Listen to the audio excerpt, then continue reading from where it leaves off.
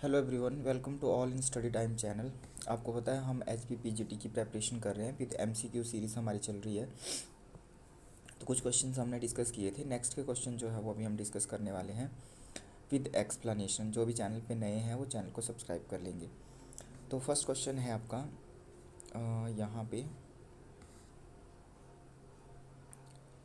Arrange the following in chronological order. Chronological order में जो है वो इनको लगाना है आपने। तो देखते हैं फर्स्ट सबसे पहले कौन सा है, फिर कौन सा है, इस तरह से। तो सबसे पहले तो हम देखते हैं कि आपका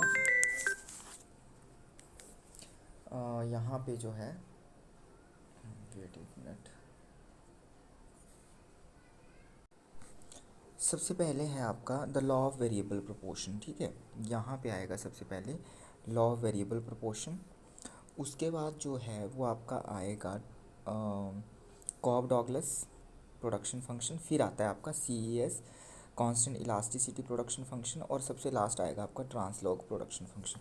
तो 4 2 1 3 तो इसका आंसर जो है वो सी आएगा। अब सी क्यों आएगा, कब कब है ये, हम विद एक्सप्लेनेशन इसको देखते हैं। तो आपका जो कांस्टेंट इलास्टिसिटी प्रोडक्शन फंक्शन है वो इंट्रोड्यूस्ड इन 1961 में ये हुआ था। ठीक है, आप इसके नोट्स बना सकते हैं, लिख सकते हैं, जैसे भी समझना आपको। एंड पेपर इनका था capital labour substitution and economic efficiency. ठीक है, ये इन्होंने रिसर्च पेपर लिखा था by Kenneth Arrow, Hollis Chenery and ये मिनहास एंड सोलो। ठीक है, मतलब इन चार लोगों ने जो है वो कांस्टेंट इलास्टिसिटी प्रोडक्शन फंक्शन जो है वो दिया है, एरो, चेनरी, मिनहास, सोलो। ठीक है, इन्होंने। नेक्स्ट आता है आपका पॉल डॉगलस, जो आपका कॉब डॉगलस प्रोडक्शन फंक्शन है। तो पॉल डॉगलस ने क्या एक्सप्लेन किया है, that his first formulation of the Cobb Douglas production function में डेवलप्ड इन, ये इनका 1929 में है। ठीक है, तो ये 61 में बाद में आ रहा है। When seeking a functional form to relate estimates he had calculated for workers and capital, मतलब कि इन्होंने कैपिटल, वर्कर्स एंड कैपिटल के बारे में। And he spoke with mathematician and colleague Charles Cobb के साथ जो है हु सजेस्टेड फंक्शन, इन्होंने ये जो प्रोडक्शन फंक्शन सजेस्ट किया है ये पूछा जाता है Y is equal to A L beta के 1 माइनस बीटा। ठीक है, तो ये आपको याद रखना है। नेक्स्ट आता है ट्रांसलोग प्रोडक्शन फंक्शन। तो ये आपका सबसे लास्ट में आ रहा है, देखो 72 में। तो ये आपका क्रिश्चियंस, जॉर्गन्स एंड ताओ, इन्होंने ये दिया है। ठीक है, तो ये याद रखना है। नेक्स्ट आता है लॉ वेरिएबल प्रोपोर्शन, ये सबसे पहले आएगा। तो आपका जो है वो लॉ वेरिएबल प्रोपोर्शन क्या बताता है, it is the most important law of economics है ये इसमें। एंड इकोनॉमिस्ट किसने दिया है ये, आपका law of economist like Alfred Marshall and Benham and Samuelson contributed the maximum in this law, इन्होंने जो है वो मैक्सिमम कंट्रीब्यूशन जो है वो इसमें दिया है। And this law is based on the short run production function. ये आपको पता है कि किससे रिलेटेड है ये, शॉर्ट रन प्रोडक्शन फंक्शन से। लॉन्ग रन से जो है वो रिटर्न्स टू स्केल आता है। नेक्स्ट क्वेश्चन देखते हैं, कंसीडर द फॉलोइंग। इनमें भी आपने बताना है कि सबसे पहले जो है योजनाएं ये आपका दी है और कौन कौन सी कैसे कैसे आई हैं। तो सबसे पहले यहाँ पे अगर मैं बात करूँ तो आपका सबसे पहले आएगी 2 2, फिर 4, फिर 1 3। इसको हम विद एक्सप्लेनेशन देखते हैं। देखो सबसे पहले आपका है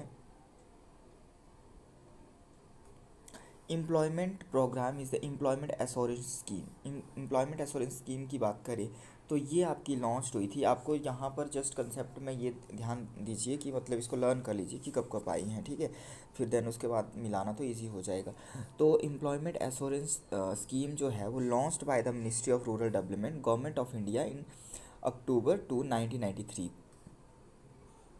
और ये क्या प्रोवाइड करती है, to provide gainful assured employment से रिलेटेड है, particular during the lean agricultural season in manual work at least one able bodied person in poor families. तो ये इससे रिलेटेड है।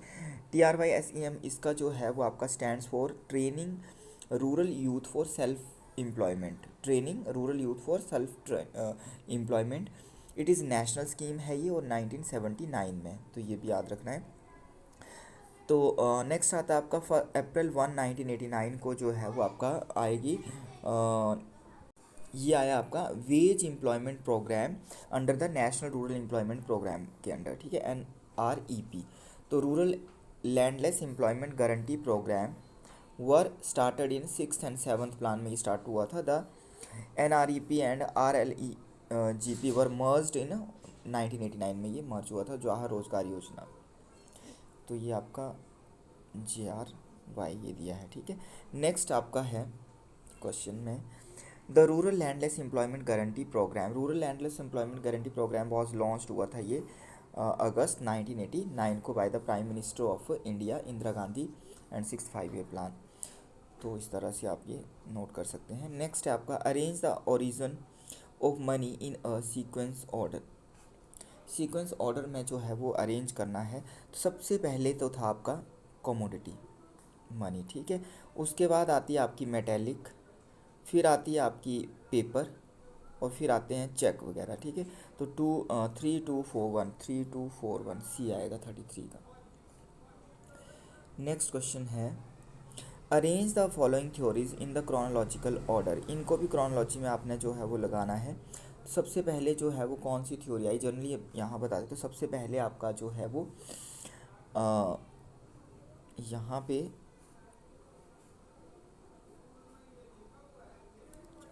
सबसे पहले आपकी है क्वांटिटी थ्योरी,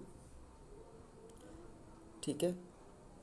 सबसे पहले क्वांटिटी थ्योरी, फिर आपका कैश बैलेंस, और फिर आपका जो है वो इनकम, और फिर आपकी रीस्टेटमेंट ऑफ क्वांटिटी थ्योरी। यहाँ पर आपका जो आंसर है वो है डी। इसको हम एक्सप्लेनेशन से देखते हैं कब कब कौन कौन सी थ्योरीज। तो यहाँ से आप नोट कर सकते हैं रीस्टेटमेंट ऑफ क्वांटिटी थ्योरी जो है in response to the Keynesian view of the world he made a restate of quantity theory in 1956 में है ये, ठीक है।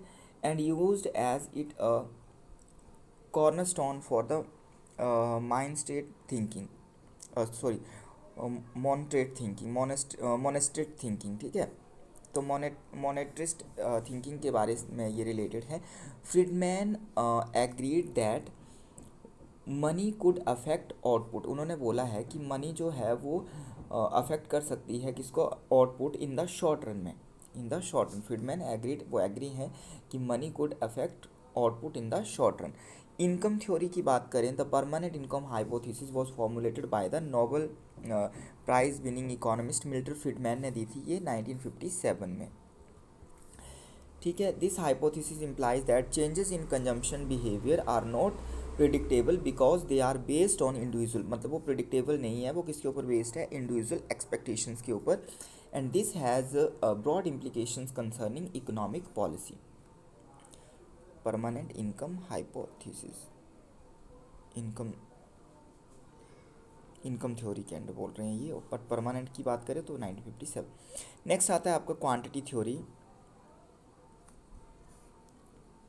Quantity theory an American economist named Irving Fisher ने ये दी है, provided the version of the transaction of the quantity theory of money in his book purchasing power of money में ये दिया है 1911 में। इसको याद रखना 1911 में quantity theory of money. Cash balance approach की बात करें is one of the two approaches and developed by Cambridge economist ने ये डेवलप की है, किसने, Marshall Robertson Pigou and Keynes ने, Marshall Robertson Pigou and Keynes. So in particular Pigou की बात करें 1917, Marshall 1929 and Robertson 1922 and John Maynard Keynes 1923। तो ये आप देख सकते हैं। नेक्स्ट आता है आपका कैम्ब्रिज इक्वेशन। कैम्ब्रिज इक्वेशन में आपकी कुछ इक्वेशंस आती हैं। मार्शल की इक्वेशन को आपने याद रख लेना है, P=m/k/y, और पीगू की इक्वेशन है P=kr/m, और रॉबर्टसन की इक्वेशन है आपका P/mkt, एंड केन्स की जो इक्वेशन है वो P=n/k। तो ये याद रखना है, ये इक्वेशन भी जो है वो पूछी जाती है।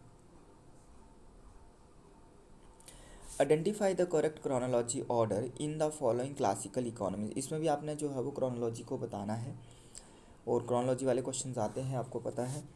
तो यहाँ पर सबसे पहले तो एडम स्मिथ आएंगे। एडम स्मिथ तो सब में ही है। उसके बाद जो है वो आपका रिकार्डो आने चाहिए, तो सेकंड वाले में है एडम स्मिथ, रिकार्डो, माल्थस और आपका जेस मिल, तो ये भी दिया हुआ है, ठीक है। एडम स्मिथ, रिकार्डो, माल्थस और जे.एस. स्मिथ। ठीक है, नेक्स्ट के क्वेश्चन जो है वो हम अगली क्लास में करेंगे। आज के लिए इतना ही। Thanks for watching.